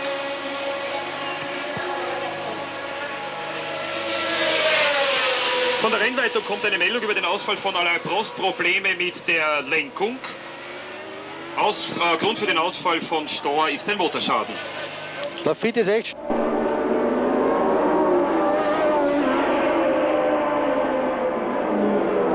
This is lap 34. Into the Jochen-Rindt curve. This is 145 miles an hour in fourth gear. Change up into fifth gear. Across the line they go. And is Jack Lafitte going to make his challenge against Arnoux as they go up the hill and into the Hellenic curve? No. So it's going to be the same old problem with the turbocharged cars with their extra power. You could see it then. Lafitte was quicker, much quicker around the corner. He got alongside him coming out of the corner. And then as soon as Arnoux got his foot on the loud pedal, off he went down the straight, opened up the big gap. There he goes again. Lafitte got right up behind him again at the chicane. Arnoux pulling that huge lead. It really is a big power advantage required to pull a lead like that. There must be a good 50-60 horsepower minimum, possibly more, I would think, as an advantage in order to make that tremendous performance down the straight. Anyway, we've seen Lafitte do it once today. He's got a back marker in the middle there. We'll have to deal with that now, very kindly and politely. Oh, Lafitte's on the slippery stuff again. Oh dear. Well, he kept it together, but it's very unpleasant out there. If you get off out of that groove, you can see the groove with the black rubber, which is the line that all the cars follow. And off that, it's all fraught with all sorts of risks and frightening things to happen to you. Well, the interesting thing was that the man they passed was Andrea de Cesaris in the second Marlboro MP4, John Watson's teammate. And de Cesaris created some sort of a record in practice by going off for the 17th time this year and severely damaging his motor car. And he promised his mechanics, after they had to do 120 man-hours of work on the car between the end of practice and the start of racing today, that he would bring the car home in one piece. And he's been lapped. Arnoux leads, lap 36 they are on. Jacques Lafitte second. Behind them in third place is Nelson Piquet. Fourth is Alan Jones and fifth Carlos Reutemann. Sixth is John Watson and seventh is Didier Pironi, who is still ahead of the eighth place man Elio De Angelis. And again René Arnoux pulls away at the Glatz curve. Now it's fourth gear up into fifth, uphill towards the highest point of the course. Underneath the banner, now the plunge down to the Bosch curve, the left-hander where they're doing 180 miles an hour, precedes the Bosch curve. Then the sweeping right part where, as James pointed out, Jacques Lafitte got out onto the marbles on the previous lap, but not this lap. He's got a clear circuit in front of him. And this is where Jacques Lafitte starts to close up on Arnoux. The Talbot handles much better than the Renault on left-handers and is better on braking. Look at that.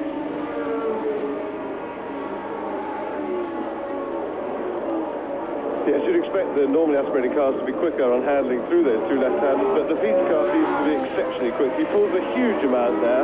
It's very often at this track that you get a situation where the cars don't quite get a good balance, or rather the same balance in left and right-hand corners, and you do sometimes find that your car is better in one than the other. And I would think that Lafitte is probably well pleased with the way his car's going around the left-handers. It doesn't look as if he's going to be all that disappointed with the way it's going around the right-handers either.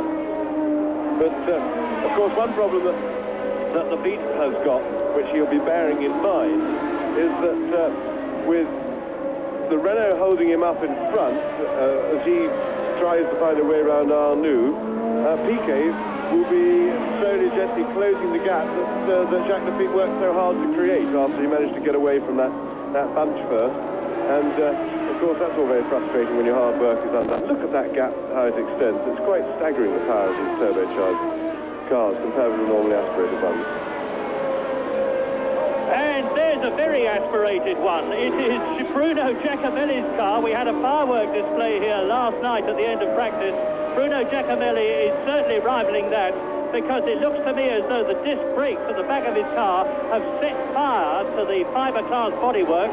Well, it doesn't look as though it has. It has, most definitely. Out come the fire extinguishers, and a great pall of smoke surrounds the car. Giacomelli out of it as though he got a spring up his backside. He fairly shot out of the car, and meantime the battle for the lead continues on lap 37, and again Lafitte closes right up with René Arnoux, as he has done on each of the previous laps, and he seems to me to be psyching himself. He's getting closer and closer on aggregate through each lap.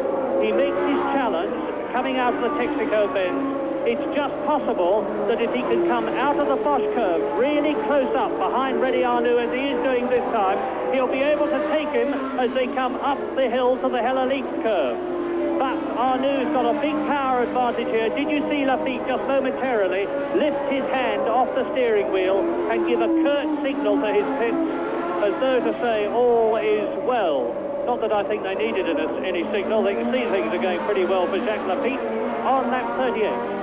Behind them, Nelson Piquet still in third position and covered with fire extinguisher foam.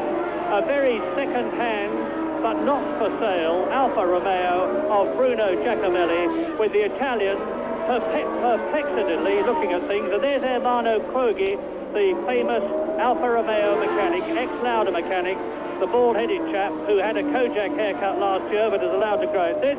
And René Arnoux leads Jacques Lafitte, lap 38. 53-lap race, Bosch curve.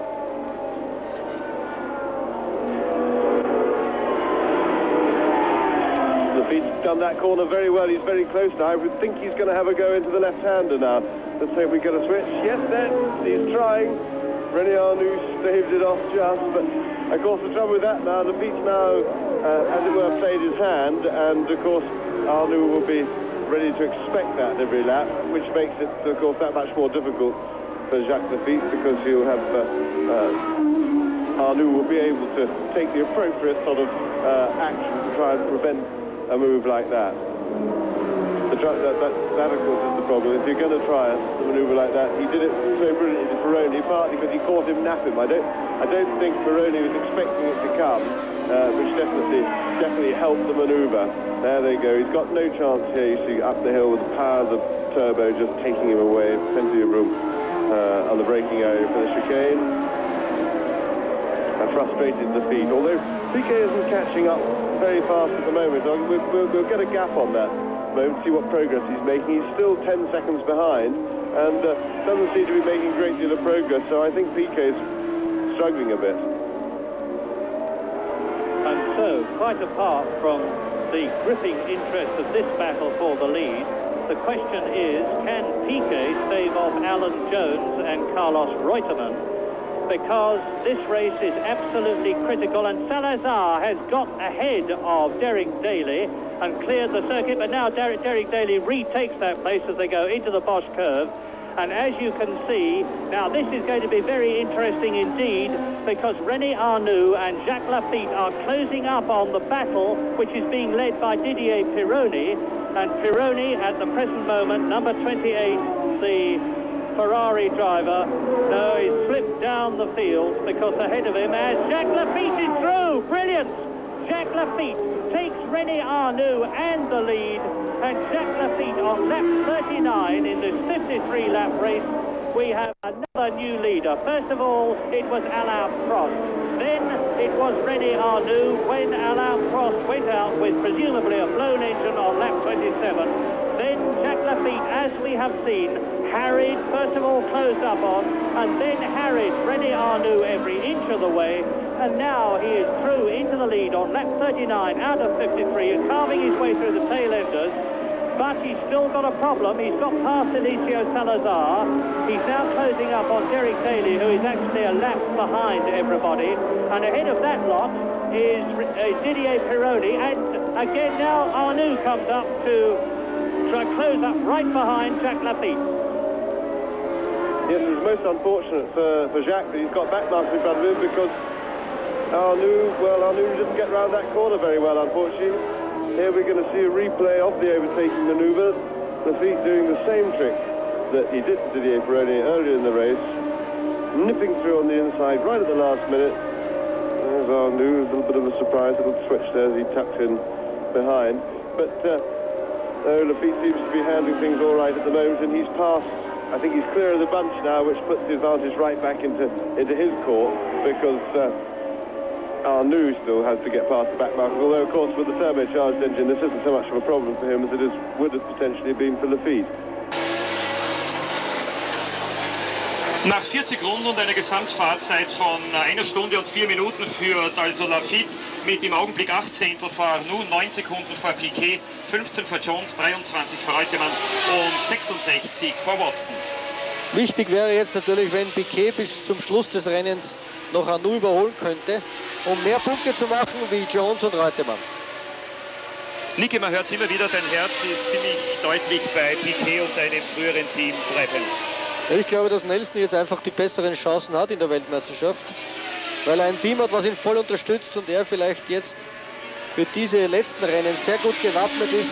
Dadurch, dass er schon sehr viele Fehler heuer gemacht hat, wird er jetzt sicher keine mehr machen und Reutemann sicher nicht so eine gute kombinierte Mannschaft um sich hat wie bei Brabham für Piquet. Reutemann hat mit sehr vielen Journalisten, darunter auch mit mir, schon hohe Wetten abgeschlossen, dass er in keinem Rennen 1981 mehr unter die ersten 2 kommen wird. Das ist ganz komisch, dass sich ein Fahrer also dermaßen abbaut, statt aufbaut. Oder ist das ein besonderer psychologischer Trick? Du bist ja mit Reutemann zusammen bei Ferrari gefahren. Ich finde, es ist blöd, weil es ist viel gescheiter, man sagt, ich gewinne heute und setzt alles dran, um es wirklich zu tun, wie von vornherein zu sagen, es geht eh nichts. Man sieht das immer wieder in Silverstone, wenn die Fahrer beim englischen Grand Prix oder auch im Bremsage, wenn sie auf den eigenen Sieg sehr, sehr viel Geld setzen. Am besten ist gar nichts zu sagen und voll zu fahren. So wichtig ist jetzt für Lafitte, nicht zu schnell zu fahren, das Auto nach Hause zu tragen, damit er den Grand Prix auch sicher gewinnt. Das ist jetzt die schwierigste Phase für den Fahrer, die letzten Runden, die letzten 10 oder 12 Runden, wie lange es noch geht, 13 Runden. Weil da hofft man jetzt, dass das Auto halt hält und nichts kaputt wird. Lafitte fährt schon relativ langsam, man sieht, dass er die Linie nicht mehr so scharf ausfährt wie vorher. Und jetzt nur zügig vorne wegfährt, er hat 2,5 Sekunden Vorsprung. 2,54 genau, dann dahinter Piquet 8,74. Lafitte is now 2.7 seconds, and there's the gap between Lafitte and Piquet, 8.75 seconds, Piquet being in 3rd position. So that means to say that Piquet is gaining a bit on René Arnoux, who is dropping back all the time. There is Lafitte, lap 42. And there is De Cesaris, about to be lapped by Alan Jones, who is in 4th place, behind Nelson Piquet and ahead of his teammate Carlos Reutemann, on his way to 3 World Championship points. If he can get past ex-kart champion of Italy, Europe and the world, Andrea De Cesaris, and he's done it. That's where Mario Andretti went off in the wet 2 years ago. And now look at the suspension, or lack of it, on the Williams.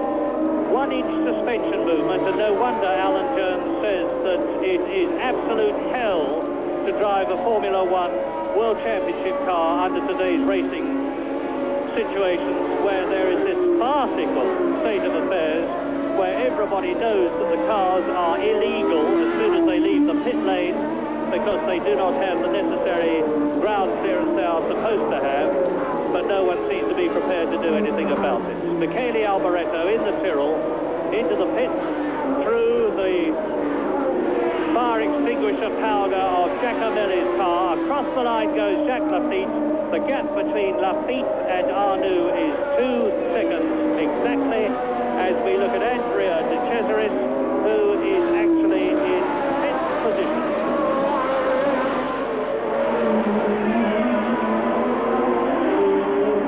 Lap 43 then, 53 lap race, and that makes 195.7 miles. No question, of course, of the lap record having been challenged, because the lap record last year was put up by René Arnoux in a skirted Renault.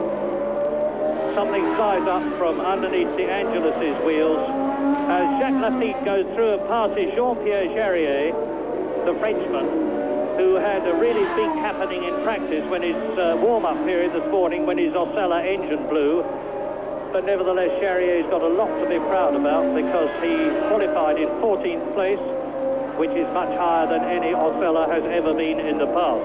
And we're looking at René Arnoux, second place, lap 43, Jacques Lafitte ahead of him, Nelson Piquet behind him and not really gaining, Alan Jones still fourth and Reutemann fifth. There's Derek Ongaro, the man who starts the races, with Bernie Ecclestone, the czar of Formula One, striding away down the pit lane. All is well. And Arnoux goes into the Jochen-Rindt curve. That's what the drivers can see as they go across the line. And Lafitte sees it now. Arnoux sees it. 2.45 seconds is the gap.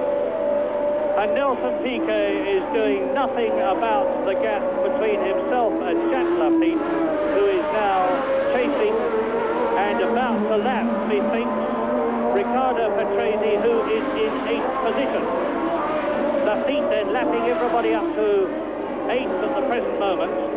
And in front of Riccardo Patrese, the 7th place man is Elio De Angelis. Then in 6th place, John Watson. 5th, Reutemann. 4th, Jones. 3rd, Piquet. 2nd, Arnoux. And there's the leader, Jacques Lafitte. Taking, or is he? Yes. Quick prod of one of the pedals, I'm not quite sure which, but he goes through on the Bosch curve to take the 8th place man, and he's now closing up on 7th position man in the John Player Special Lotus, that is to say Elio De Angelis, the Roman. Sich der Italiener Riccardo Patrese nächstes Jahr möglicherweise die Nummer 2 im Team von Brabham BMW nach oder neben dem Brasilianer Nelson Piquet. Also es geht nur mehr 9 Runden. Ich glaube nicht, dass Piquet noch Arnoux einholen wird. Wie würde die Weltmeisterschaft ausschauen, wenn sie jetzt so zu Ende gefahren würde? Naja, auf alle Fälle behält Carlos Reutemann die Führung in der Weltmeisterschaft, wenn ein anderer Sieger sein wird als Nelson Piquet. Aber Lafitte, der an 3. Stelle der Weltmeisterschaft ist, würde weiter aufholen. Lafitte hätte dann bereits 34 Punkte. Achtung, nächster Boxenstopp, Riccardo Patrese, der italienische Aeros-Fahrer, liegt an 8. Stelle. Patrese war Trainingsschnellste in Long Beach beim Saisonauftakt, hat dort auch geführt 30 Runden lang, bis er wegen eines elektrischen Defekts ausscheiden musste. War Dritter im Regenrennen von Rio.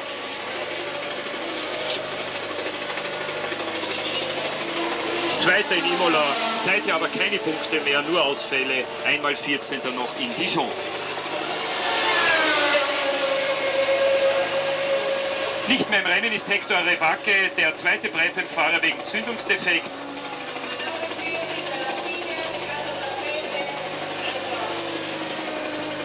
Naja, Renault hat also heute nicht das Glück auf dem Österreichring wie voriges Jahr. Damals gab es das dramatische Finish zwischen Jean-Pierre Jabouille und zwischen Alan Jones. Alan Jones hat etwas zu spät angegriffen. Jabouille war in großen Schwierigkeiten, hatte einen Reifenschaden und hat sich gerade noch mit, ich glaube, 17. Vorsprung als Sieger über die Ziellinie gerettet. Rennschnitt 215 Kilometer pro Stunde. Bis jetzt schnellste Runde unverändert Lafitte in der 28. Runde mit 1,37,97, also etwa 5,5 Sekunden langsamer als der offizielle Rundenrekord, der immer nur im Rennen gefahren wird. Lafitte ist natürlich jetzt langsamer geworden, darum bleibt der Vorsprung auf Arnoux bei 2,44, Piquet 11 Sekunden zurück, Jones 16, Reutemann 26, Watson 67. Die Williams sind zuverlässig geblieben, aber offenbar nicht mehr schnell genug.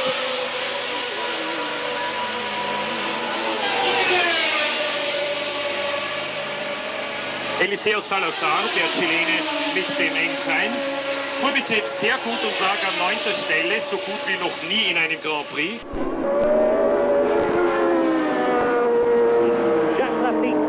Leading on lap 46 in this 53-lap race. We'll soon see. There is Lafitte and there is Arnoux taking the Angelis. It looks to me visually as though Arnoux is certainly closer to Lafitte than he was on the previous lap. Into the Bosch curve. Arnoux in second place. He has lapped the Angelis, number 11, who is 7th. Where is Jacques Lafitte? The answer is going into the first left-hander of the Texaco curves, and this is where Lafitte was so much faster than Arnoux previously and actually caught him and passed him. Arnoux pulling away from De Angelis. Lap 46. Jacques Lafitte the leader. René Arnoux that we're looking at is in second place. Piquet still third. Jones still fourth. Reutemann still fifth. And John Watson still sixth. Now this is going to be the testing time when we can check by ear and on the stopwatch as Lafitte goes across the line. Here he is.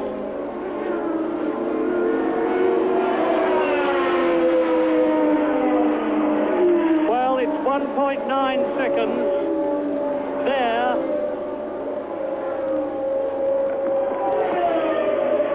Strange that, because his engine sounded all right to me as he went past. I had a good careful listen then, and yet the gap has definitely come down again. And in fact, look at that. I mean, Arnoux is visibly closer. So, I don't know, maybe the Lafitte was just taking a breather, or maybe he had a bit of a fuel pickup problem or something that's cured itself. I don't know. All seems rather strange, but I suppose we just have to wait and see how it develops before we can surmise any further.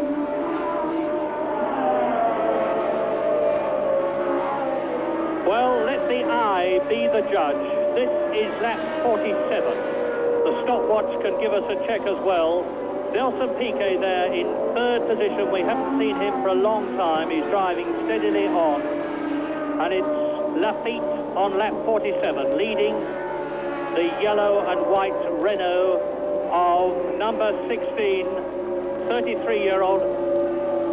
And John Watson has gone past, sounding very rough indeed. He's in, at least his Marlborough sounds very rough indeed, in 6th position as we watch René Arnoux. Now, where is Lafitte in comparison? There he is over the hill. Well, Arnoux is certainly not gaining on him. This is going to be the end of lap 47, and I'm going to take a check not only on... There goes Lafitte through. In fact, he's increasing his lead in 3.7 seconds now, Jacques Lafitte. If anybody's holding back, it's René Arnoux. There he is.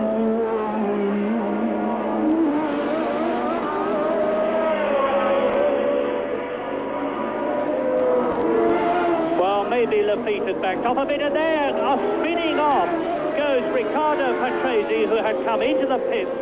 And do you remember Siegfried Sturr was mystifiedly looking at the steam pouring out of the back of his engine in his arrows, and now Riccardo Patrese isn't even bothering to do that. He walks disgustedly away from the car, and that's Salazar, the Chilean, out of the race.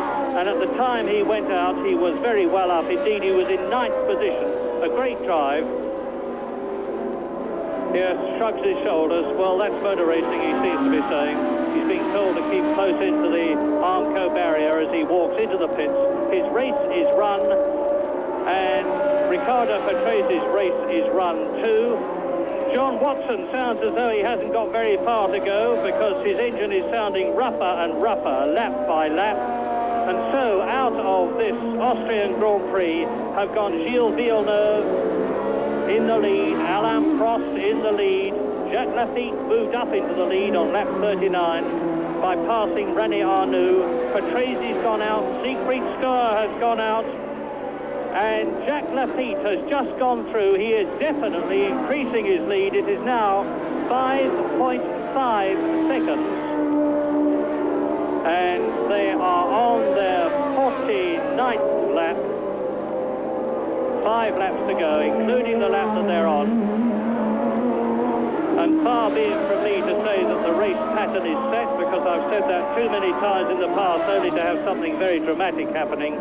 But certainly, Lafitte, who I thought was in trouble, is clearly not, because he is increasing his lead and on his way to 9 World Championship points, and he's increasing that lead over René Arnoux. And Jack Lafitte's gap between himself in 3rd position and Nelson Piquet, who is 2nd in the World Championship, is 10 points. If Lafitte wins, he will get 9 points. If Piquet finishes in 3rd place, he will get 4 points. So Jack Lafitte, at a stroke, will have half the gap between himself and the man who is ahead of him in the World Championship. And by the way, as we look at René Arnoux in 2nd place on lap 49, there are only 12 cars left in the race.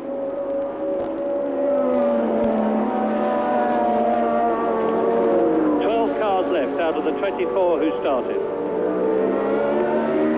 Well, we've just had news that it's maybe raining around the back of the circuit.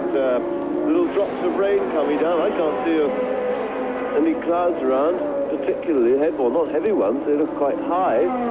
But if that is the case, then of course that should liven things up, and all sorts of fun and games could start. We get a little bit of a wetting for the track. Of course, if we get any serious rain, they'd have to stop the race and declare a result. So we've now already completed 3/4 distance, and they can never have people come in and change tyres in these pits. They're just about the smallest pits in Grand Prix racing.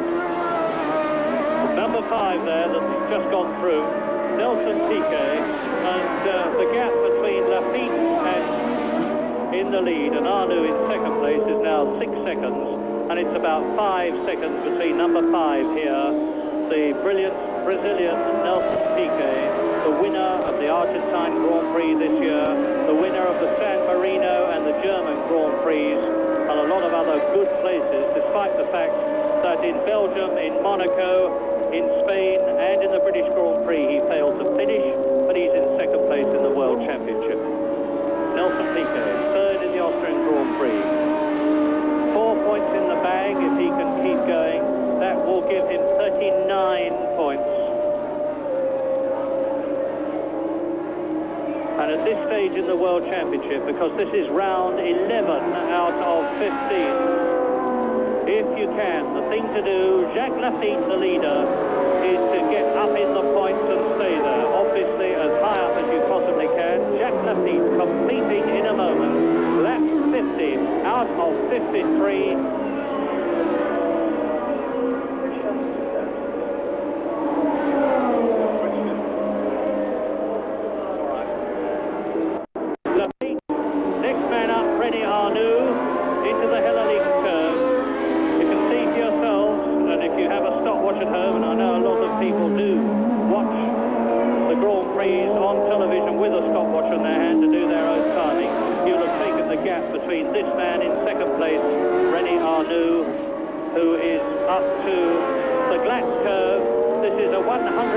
Mile-an-hour bend in 4th gear as they come out of it. Crest the rise, up into 5th. The descent, first of all, to the sweeping left-hander, the fastest part of the course. 180 miles an hour for Arnoux, with his car bouncing on the rigid suspension. Then down at least 1 gear into the Bosch curve, about 11,000 RPM and 145 miles an hour. Now up another gear. Back into 3rd for the left-hander at the Texaco bends. That's a good 140 miles an hour. And the left-hander that he's coming up to now is the one where Carlos Reutemann says you can actually physically black out because of the enormous G-forces. John Watson passes me, staggering round. The engine sounding rougher and rougher lap by lap, but he's still in 6th position and he's still in the points. As Jacques Lafitte crosses the line, there is the race leader, and he's just got this lap and the next one to go, and the gap between him and René Arnoux is 4.7 seconds. Piquet is gaining on Arnoux, and very close to Piquet is Alan Jones. If fact, there's going to be quite a scrap for third position in the closing stages of the race as Reutemann goes through, still in the points in fifth position. And Alan and John Watson is going to be lapped, I think, by Lafitte before the end of the race. Reutemann is now on his last lap but one. Lafitte disappears from view, reappears on the downhill section. He's on his way to the Foch curve on lap 52 out of 53. And this, if he wins, will be the first victory he has had this year, notwithstanding the fact that he's already won 4 Grand Prix in his career. He won in the V12 Matra-powered Ligier in Sweden some years ago. He won in the Argentine and Brazil. Last year he won in Germany. But this year, although he has been second in Belgium and second in Spain, third at Monaco, third in Britain and third in Germany, and a sixth in Brazil, very, very consistent. Jacques Lafitte has yet to win a 1981 Grand Prix. And this, the Austrian Grand Prix, could be the one. He is coming out of the Jochen Rindt curve now to start lap 53. He's into that last lap now.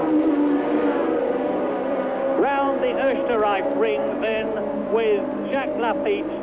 And the gap between Arnoux and Piquet is down to 4 seconds.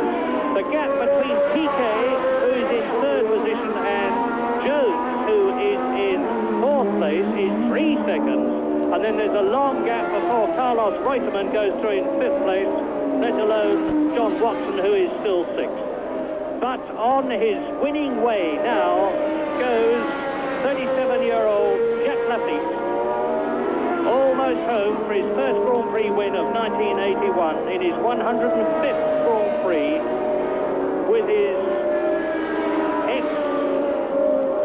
ex-team man that he worked for as a mechanic, Jean-Pierre Jabouille, because Jacques Lafitte started his career as a mechanic, worked for the man who is now his brother-in-law, Jean-Pierre Jabouille, and Jabouille is now Jacques Lafitte's, I think you can hardly call it team manager, but he is certainly very much a power in the Talbot team now that Ducar Rouge is out of it.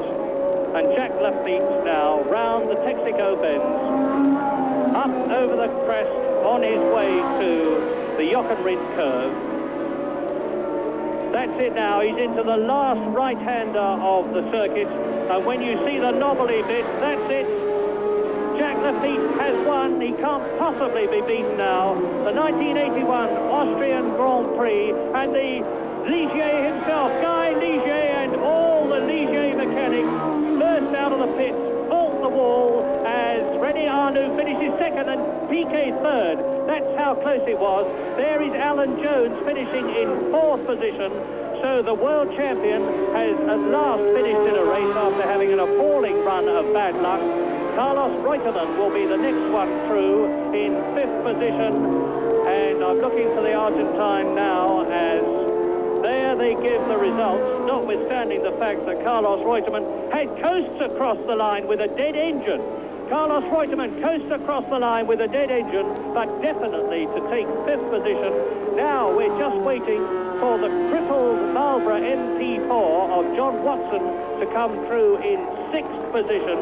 But without a doubt, Jacques Lafitte, with that race time of 1 hour, 27.36 minutes, which is 1.5 minutes longer than the winning time last year of Jean-Pierre Jabouille, has definitely won the Austrian Grand Prix, his first victory. And incidentally, as Piquet and Arnoux go round together, look, they have thrown the suspension operating switch to lift the cars, and they look like praying mantises now, all three of them. Look at the Talbot, way off the ground, with not 6 millimeters of space. John Watson has limped across the line in sixth position, and the Talbot way up, like it was on stilts. Look at it. He's making quite sure that there's going to be no problem about passing the farcical ground clearance test. And a very popular victory, obviously. And behind him, also on tiptoes, on tip wheels, come the second and third cars of René Arnoux and Nelson Piquet. Stelle, aber ich glaube, mit Jacques Lafitte muss man im Finale dieser Weltmeisterschaft 1981 noch sehr stark rechnen.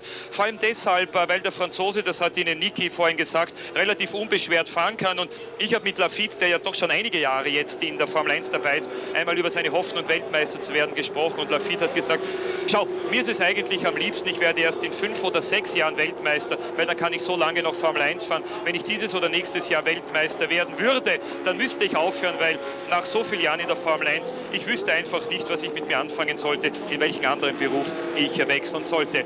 René Arnoux, einer der Dominatoren des Rennens, genauso wie sein Teamkollege Alain Prost und trotzdem nicht Sieger, aber immerhin der zweite Platz für René Arnoux ist mit Abstand sein bestes Ergebnis in dieser Saison. René Arnoux hat also zum ersten Mal jetzt den Sprung auf Siegerfoto oder auf Siegespodest der ersten 3 geschafft. Bisher in dieser Saison zweimal Achter, einmal Fünfter, einmal Vierter und zuletzt 13. in Hockenheim. Das ist der strahlende Sieger, der Franzose Jacques Lafitte. 37 Jahre alt, ein Allround-Sportler, der in nahezu allen Sportarten Hervorragendes leistet. Er galt jahrelang als der beste Tennisspieler der Formel-1-Truppe, bis er dann erst beim Formel-1-Tennisturnier auf dem Hockenheimring besiegt wurde, und zwar im Finale von Riccardo Patrese. Das war ein spannender Grand Prix heute, meine Damen und Herren. Ein Dankeschön Ihnen schon jetzt, als die bis zuletzt ausgeharrt haben. Aber es war kein Grund, nur einen Augenblick früher wegzugehen. Denn bis zuletzt wechselten die Ereignisse. 4 Führende hier heute und dann der knappe Einlauf. Hier offiziell Gesamtzeit 1 Stunde 27 Minuten 36. Bei Start und Ziel schlägt natürlich die Begeisterung jetzt über Jacques Lafitte zusammen. Nelson Piquet, der Dritter geworden ist einer der ersten Gratulanten für den Franzosen. Links Lafitte und von der Kamera im Augenblick nicht erfasst der dritte Piquet. Auf dem Siegerfoto der ersten 3 sehen wir also Lafitte als Sieger, Arnoux als Zweiten und Piquet als Dritten. Wir werden versuchen, noch vor der Siegerehrung ein Interview mit Jacques Lafitte zu machen. Hier haben Sie Nelson Piquet, er ist Dritter geworden. Dritter wie schon im französischen Grand Prix in Dijon. Vielleicht nicht ganz das, was sich Piquet heute erwartet hat, aber wir dürfen nicht vergessen, Piquet stand ja in der Startaufstellung nicht so günstig. Lafitte war der viertschnellste im Training und Piquet war ja langsamer gewesen als die Williams-Fahrer. Reutemann und Jones hat sie allerdings im Rennen besiegt. Fourth number 1, Alan Jones, Saudi Arabia. Fifth number 2, Carlos Reutemann, Saudi Arabia. Sixth number 7.